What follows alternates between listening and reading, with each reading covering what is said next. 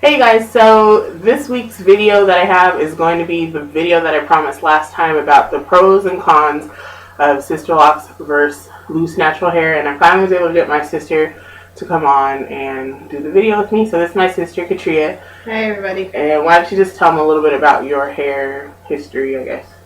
Well, I have been transitioning since 2001, but I had my big chop in April of 444 to be exact, and I go between twist and braids and braid outs. Mainly twist outs is what I do for my hair.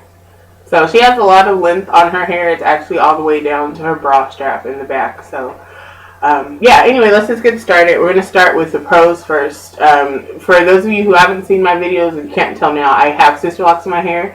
I'm on my 4th week, so it's almost been a month. And so I'm going to be representing for Sisterlocks, and she'll do the loose hair. So starting off, the pros for Sisterlocks. Number one for me is that it's versatile. I still get to be considered in the lock community, but you get the freedom and versatility as if you had loose hair.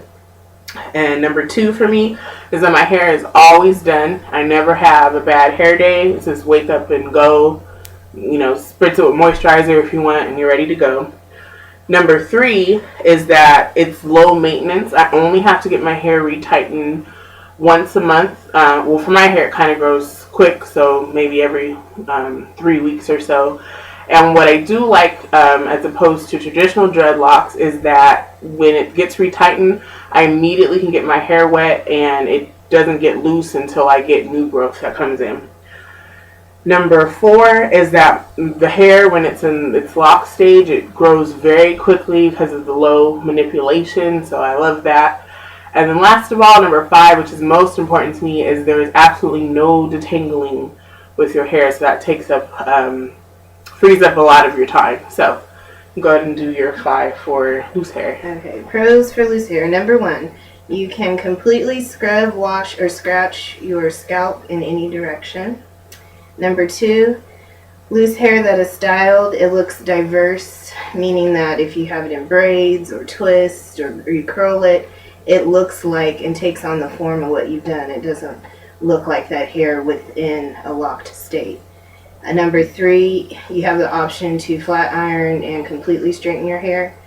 Number four, when hair is pulled back or pulled up, you don't see sections showing if you don't want to. And number five, shrinkage or stretching can make for the versatility of the length of your hair, depending on if you have it stretched or in a shrinking state. Okay, so moving on to the cons for Sisterlocks. The first one is the cost. Maintaining Sisterlocks or even getting them installed can be very expensive, and especially if you're going to maintain it via your loctician, because, for instance, my loctician charges $25 an hour for about 600 locks. She said it'll be about 5 hours to finish my hair, so that's a pretty penny getting your hair done every 3 weeks. So that's why I would suggest, if you can, try to learn how to retighten your hair on your own. The second con is that it's tedious to retighten your hair. I have, like I said, around 600 locks on my hair, and having to retighten every single one, it takes a bit of time. The third one for me is the feelings of missing loose hair, because like I used to wear my hair in afros, and you just want to kind of get to your scalp and have that the feeling of loose hair. But let's see. And the fourth one is it's painful if you use the Sisterlocks tool. In my previous video, talked about how the tool they use kind of rips at your hair, but this particular con can be eradicated if you choose to use the Nappy Locks tool, and it's absolutely no pain with that. And the last one, number 5, is that you do have to be careful with lint.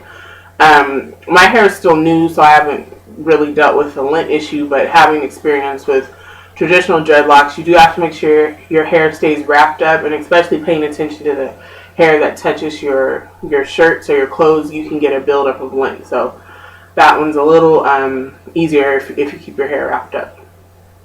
Okay, and for me, the cons of loose hair is if you do not keep up on the styling of your hair, detangling can take time, so patience would be needed. Number two, depending on your styling choice, there can be those inconsistent days, or even just with, say for example, twist outs. Depending on if it's day 1 twist outs or day 5 twist outs, it's going to look different. So some people don't like that inconsistency in their hairstyles from day to day.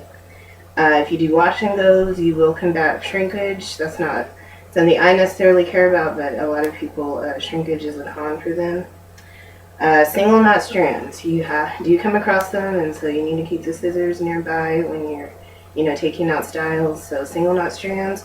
And then the last one, just having to be protective of your ends. You don't necessarily always have to keep it up to protect your ends, but they do need to remain moisturized, and you have to watch out for split ends.